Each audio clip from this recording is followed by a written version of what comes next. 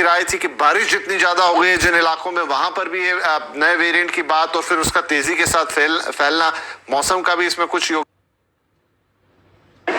सो मेरा ख्याल ये दो कारण होगा, लेकिन राहुल सिंघल साहब, तो ये जैसे डॉक्टर साहब कह रहे हैं कि नया वेरिएंट भी आ गया है, मैं कुछ मुंबई से रिलेटेड खबरें पढ़ रहा था, तब कुछ एक्सपर्ट्स की राय थी कि बारिश जितनी ज्यादा हो गई है जिन इलाकों में, वहां पर भी ये नए वेरिएंट की बात और फिर उसका तेजी के साथ फैलना, मौसम का भी इसमें कुछ योगदान हो गया है।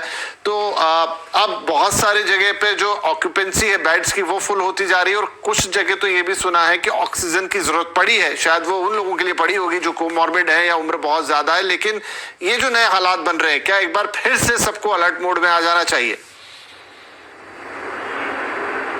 बिल्कुल विपिन जी, बिल्कुल सही सवाल है। हेलो जी सर, बोलिए बोलिए।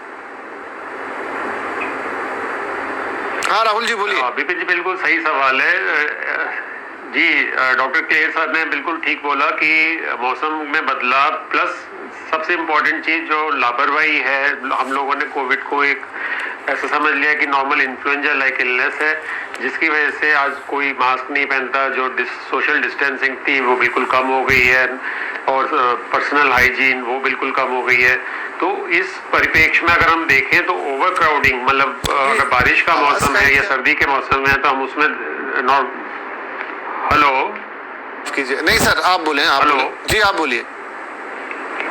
जी जी जी, तो ओवर क्राउडिंग हमें जैसे अक्सर देखा गया है कि सर्दियों के मौसम में रेस्पिरेटरी इलनेसेस बढ़ जाती हैं। सो ओवर क्राउडिंग जब भी होती है लाइक बारिश के मौसम में, बिकॉज बारिश के मौसम में कई अन्य बीमारियां पैदा होती हैं, जैसे कि इम्यूनिटी कम हो जाती है, और ओमिक्रॉन वायरस नॉर्मली उन्हीं लोगों को ज़्यादा इफेक्ट करता है जिनमें इम्यूनिटी कम हो जाती है, मीन्स बॉडी को बेसिकली इन्फेक्शन से लड़ने की क्षमता कम हो जाना, इसको इम्यूनिटी बोलते हैं। तो ये प्राय बेसिकली कारण है जिसकी वजह से over crowding because of rainy season and in particularly most importantly जो लापरवाही हम लोगों में वापस आ गई है ओमिक्रॉन वायरस के वजह से, तो उसकी वजह से यह ओवर क्राउडिंग और ये प्रॉब्लम की वजह से दोबारा से कोविड के नए नए केस आने लग गए हैं। राइट, तो ये लापरवाही की भी बात है, मौसम की भी बात है, लेकिन कुल मिला के हमारे लिए तो दिक्कत की बात है। भाटी साहब ये बताइए कि अभी तो जितना हम समझ रहे हैं टेस्टिंग तो अब ना के बराबर है, मुझे ये समझाएं कि दो बन जाएंगी और आप बढ़ेगी, वो कोई गलत चीज नहीं है। ठीक है, मतलब आप ये कह रहे हैं कि अगर 2-3 बार कोरोना हो भी गया तो ऐसी कोई प्रॉब्लम नहीं है, उससे एक तरीके की आपकी नेचुरल एंटीबॉडीज बन जाएंगी और आप इम्यून रहेंगे। बिल्कुल बिल्कुल ठीक है डॉक्टर सिंघल, लेकिन अब ये जो दूसरा तबका है जिसमें कोमॉर्बिडिटी की बात है, जिसमें बात हो रही कि उनकी उम्र ज्यादा है, अच्छा कोमॉर्बिडिटी को भी हम कैसे नापे? जो डायबिटीज को लेकर था कि आप जो हार्ट अटैक्स है वो अगर नॉर्दर्न इंडिया में कोई एक स्टडी है जो इंडिया में की गई है कि नॉर्थ इंडिया में 50% जो आपके हार्ट अटैक के रीजन है उनके पीछे या तो डायबिटीज या फिर प्री डायबिटीज, जिसका लोगों को मालूम ही नहीं रहता है। तो क्या अगर इन लोगों को भी आप कोमॉर्बिड में गिनेंगे जो प्री डायबिटिक हैं या जिनको कह लीजिए कि हाइपरटेंशन है, ऐसे तो बहुत बड़ी संख्या है लोगों की देश के अंदर, क्या उनके लिए भी ये चीज खतरनाक है?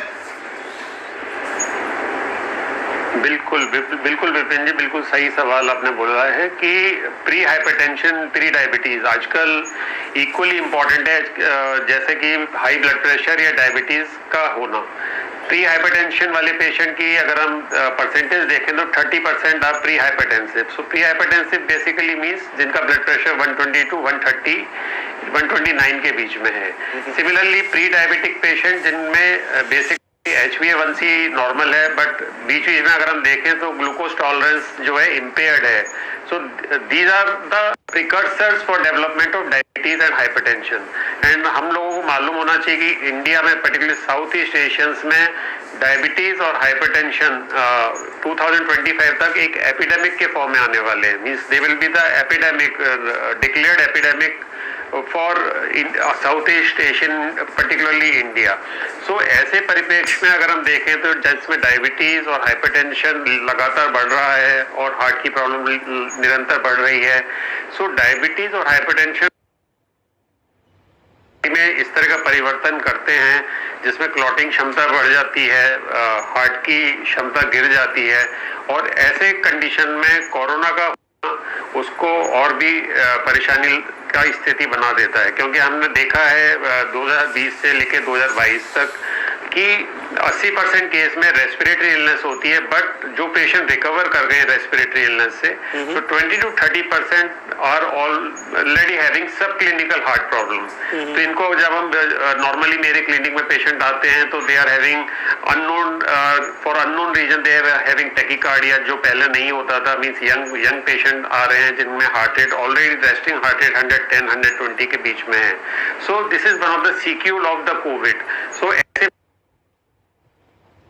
जिससे कि हम ज्यादा से ज्यादा ऐसे लोगों को स्क्रीन करें, जिससे कि हम उनको एक प्रिवेंटिव मेथड समझा सकें जो उनको आने वाले टाइम में ना सिर्फ कोविड से बल्कि हार्ट की प्रॉब्लम होने से भी बचाए। नहीं, बड़ा इंपॉर्टेंट है ये कि क्योंकि इस समय प्री डायबिटीज, प्री हाइपरटेंशन, लोगों को तो पता भी नहीं होता कि वो इस स्थिति से गुजर रहे हैं, और ऐसे में कोरोना होना अपने आप में एक अलग दुविधा लेकर आता है। एक छोटा ब्रेक लेते हैं, लेकिन ब्रेक के बाद कोविड फिर भी जारी, जंग अभी भी जारी, और कोविड का खतरा जो है वो टला नहीं है। यही बातचीत आज हम कर रहे हैं। अभी के जो लेटेस्ट आंकड़े हैं उसमें यह है कि एक बार फिर से नंबर्स बहुत तेजी के साथ बढ़ रहे हैं, पॉजिटिविटी रेट बहुत तेजी के साथ बढ़ रहा है। ऐसे में हमें सतर्क फिर से हो जाना चाहिए। मास्क लगाना है, सोशल डिस्टेंसिंग करनी है, हमें सब पता है, लेकिन बावजूद इसके कुछ चीजें हैं जिनको अगर बार बार हम रिवाइज करें तो हमें ध्यान रहता है। भाटी साहब, एक इंपॉर्टेंट चीज है बूस्टर डोज, और यही प्रॉब्लम आ रही है। आपने खुद ने कहा कि ऐसे लोगों की जी, तो एट लास्ट डॉक्टर सिंघल, क्या करना चाहिए हमें इस वक्त? क्या गवर्नमेंट्स को भी थोड़ा सा प्रिकॉशनरी मोड पे आके कुछ नियमों में फिर से फेरबदल करना चाहिए, या हम माने कि फिर ये एक ऐसी लहर है, ये भी निकल जाएगी, या इसके बड़ा होने का भी खतरा है? नहीं, देखिए कि गवर्नमेंट अपनी तरफ से पूरा प्रयास कर रही है, बट मेरे नज़र में सेल्फ एजुकेशन सबसे बड़ा इसका प्रिवेंशन है। अगर हम सेल्फ एजुकेट हो जाएं, जैसे हम और बीमारियों के लिए सेल्फ मतलब जागृत हो जाते हैं, ऐसे ही अगर हम सेल्फ अवेयर हो जाएं कि कोरोना एक घातक बीमारी है, प्रोवाइडेड हम इसको अर्ली स्टेज पे रोक पाएं, और उसके लिए prevention is always better than cure, and therefore mask पहनना, सोशल डिस्टेंसिंग का पालन करना, हाइजीन मेंटेन रखना। सो गवर्नमेंट को भी थोड़ा सा जितना रिलैक्सेशन दे रही है गवर्नमेंट, उसको थोड़ा सा स्ट्रिक्टली फॉलो कराना चाहिए। प्लस इंडिविजुअल लेवल पे भी हम लोगों को सोचना चाहिए। जैसे हॉस्पिटल्स में भी मैंने देखा है, मैंने अभी तक मास्क पहनना नहीं छोड़ा, लेकिन हमारे हॉस्पिटल में जो पेशेंट्स आते हैं वो भी आजकल विदाउट मास्क के आते हैं, जब तक उनको बोला ना जाए they are not wearing the mask. So basically this is one of the important कारण कि जिससे कोविड के इंसिडेंट्स दोबारा से रेट बढ़ने लग गया है, ओवर क्राउडिंग है, प्लस प्रिवेंटिव मेजर्स का ना यूज होना।